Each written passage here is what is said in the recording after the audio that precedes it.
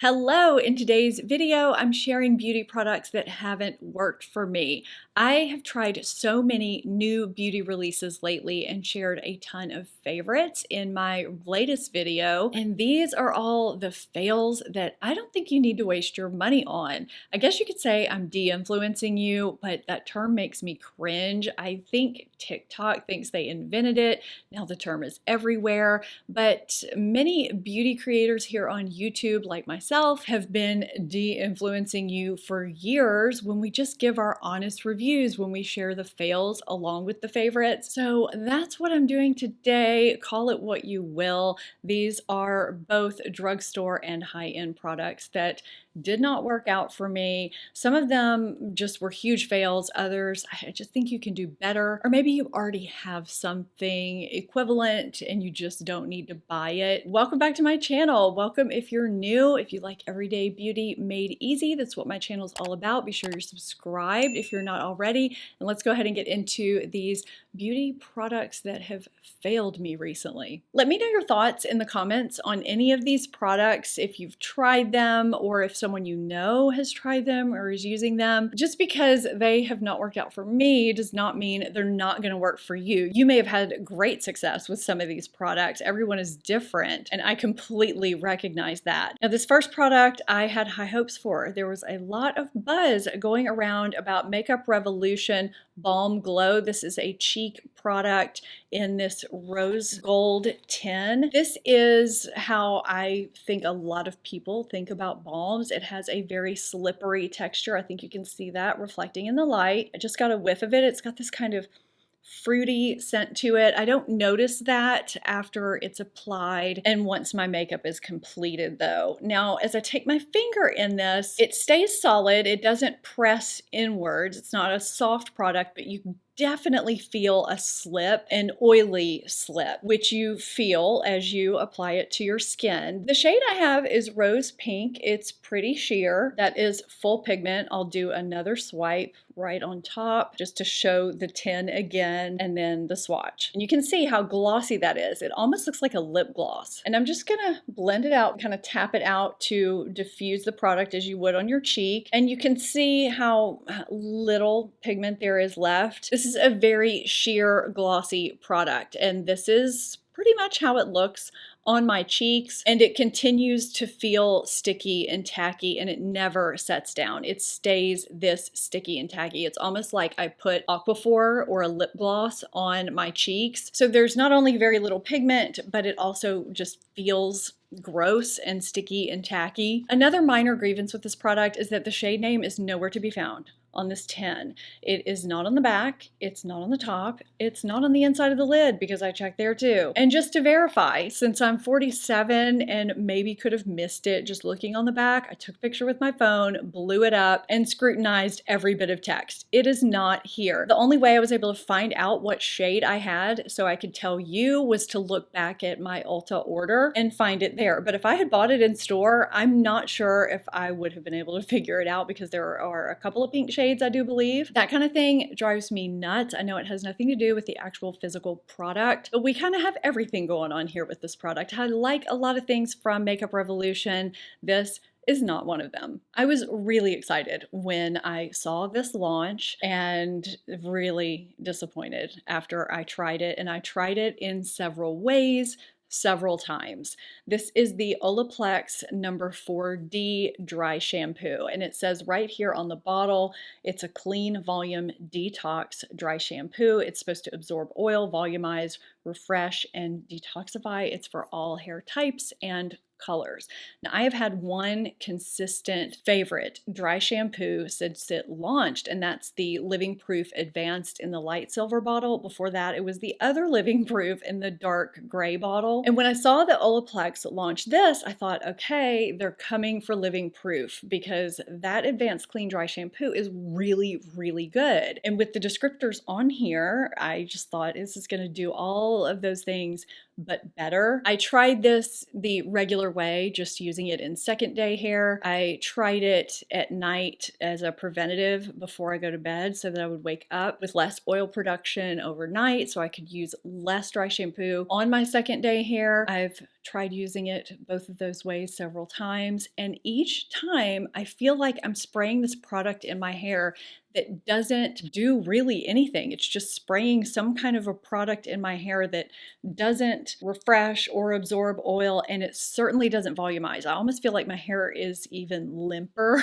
after I spray it in there than it was before. I definitely am not getting any mileage from my dry shampoo on my second day hair. Whereas with the Living Proof, I can go into the third day. It just does not work for me at all. I have shaken it to death thinking maybe I just didn't shake it enough. I am really surprised that this is not giving me what I wanted. I thought this was going to be a great launch, and I'm really disappointed. I'm a big Nars fan. I have a lot of products from Nars that I love, and sometimes they come out with these limited edition collections. They have this collection right now in this limited edition packaging. So these are the Nars Multiples. I feel like nobody talks about these very much anymore, and they used to be so big. So these were kind of reminders to me that I actually had some that I hadn't been reaching for. So they have the just regular Orgasm and then Orgasm Rush. Here's Orgasm Rush on the back of my hand, and here's Orgasm. Now, I don't know if you can see that as I swiped them, there was some balling up going on, a little bit of pilling that just happened when I swiped. Now, that will blend out as I blend the product out on my cheeks, if that's where I'm using these, because you can really use these anywhere. The reason why I put these in this particular video is because I feel like they're not quite the same as other multiples I have. Something's different about the texture. I have to be a little bit more careful when I blend them out, or they can go a little bit patchy. I don't know if that's going to happen right here, right now. Those kind of blended away, which typically doesn't happen. But I find that they can just kind of slip off and wear away during the day, and I've never had that problem with any other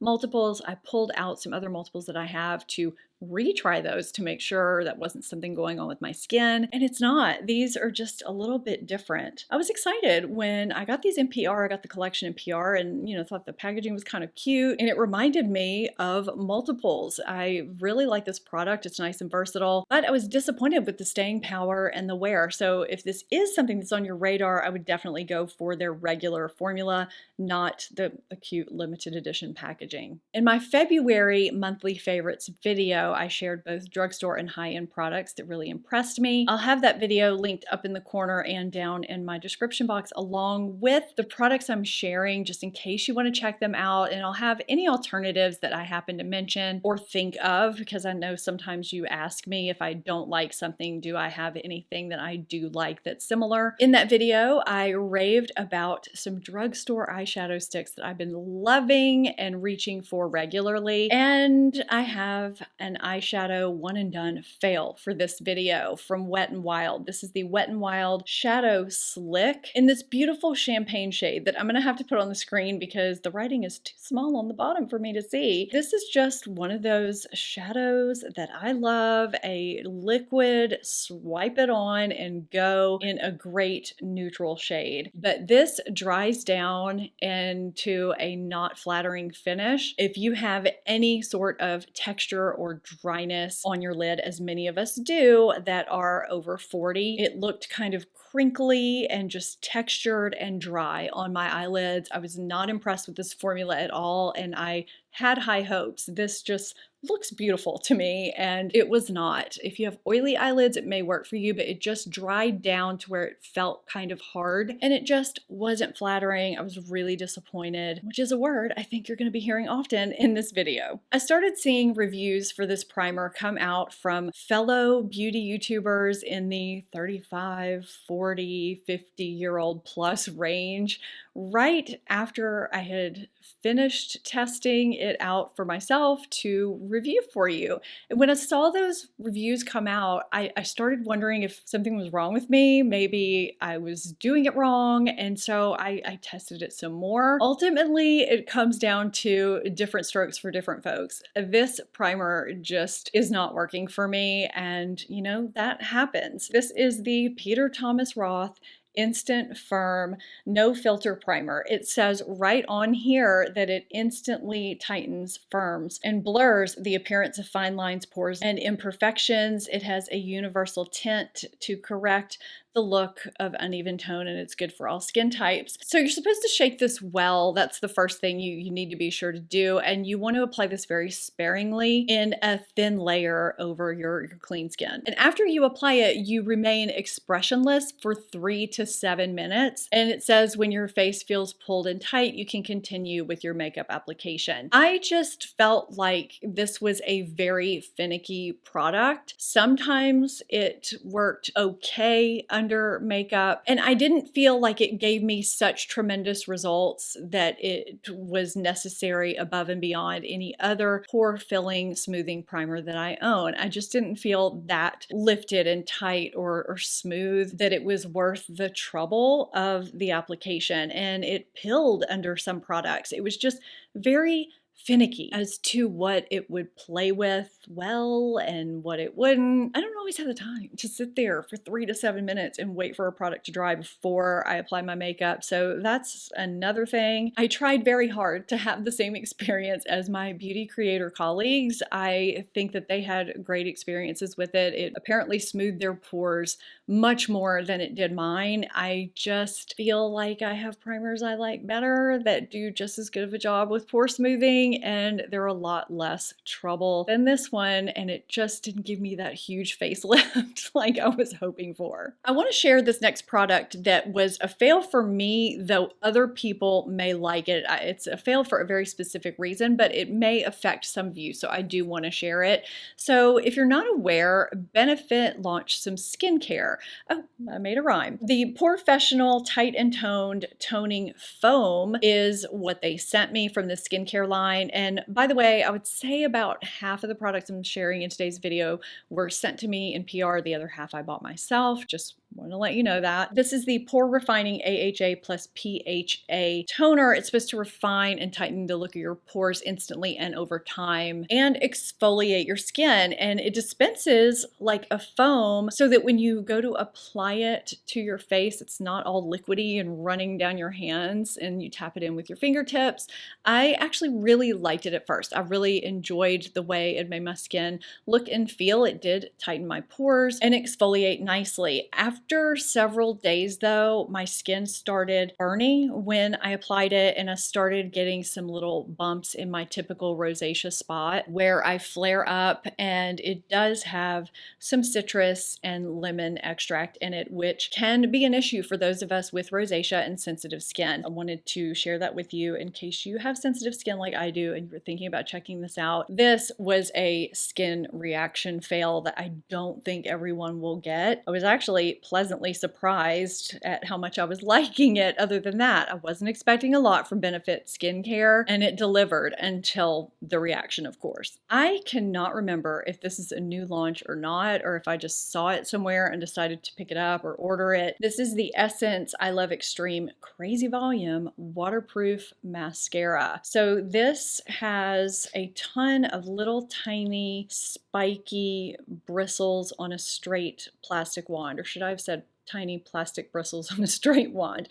You get what I'm trying to say. It did give some really nice volume, and of course, because it's waterproof, it held my curl beautifully, but I don't think I've ever had a waterproof mascara smudge on me the way this one did. I was just innocently going about my day and happened to look in the mirror about an hour and a half after I applied my makeup, and keep in mind, I always set my eyeshadow, primer, or concealer, whatever I use, with powder so that mascara won't smudge on my brow bone. I still had smudges on my brow bone that quickly from this waterproof mascara. I was stunned actually at how quickly that happened.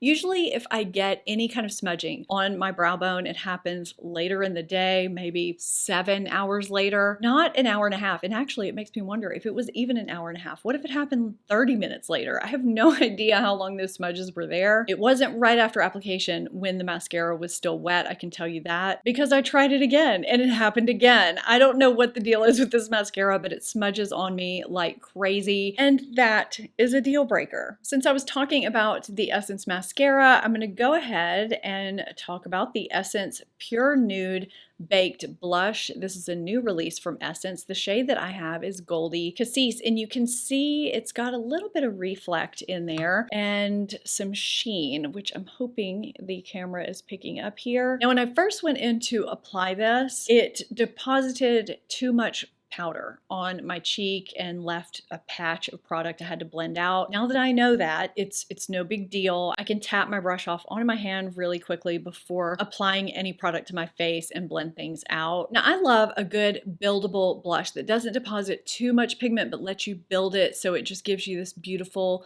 sheer glowy look. But I find I have to build this a little bit too much. I keep having to re-dip my brush into the pan. So that's the first thing that kind of bothers me. I feel like you're going to end up using a lot of product to get the result that you want. This shade to Goldie Cassis, I just don't think is super flattering for my light medium skin with neutral leaning warm undertones. I don't know if it's just that it's too cool or there's an underlying kind of purple undertone that looks kind of strange at certain angles with the sheen. I don't know. I don't really love it on me in particular, which obviously is just about the shade. Other shades could be beautiful, but I just also feel like it's not super creamy. It doesn't necessarily kick up powder, but it doesn't have the creamiest feel to it either. This is just okay for me. I was expecting to be kind of blown away because I love the Essence Pure Nude highlighter. It just didn't give it to me like I wanted it to. I think if you have other baked blushes that you already love, you don't necessarily need to pick this up, and that there are just some other formulas that I enjoy a little bit more and that are still buildable, but without having to constantly re-dip your brush in them. I don't understand why this next product exists. I don't understand why it was launched unless the brand just needed to do some kind of a launch and this is what they came up with. I have several Clinique products that I love. I've worked with the brand. I just don't get this one.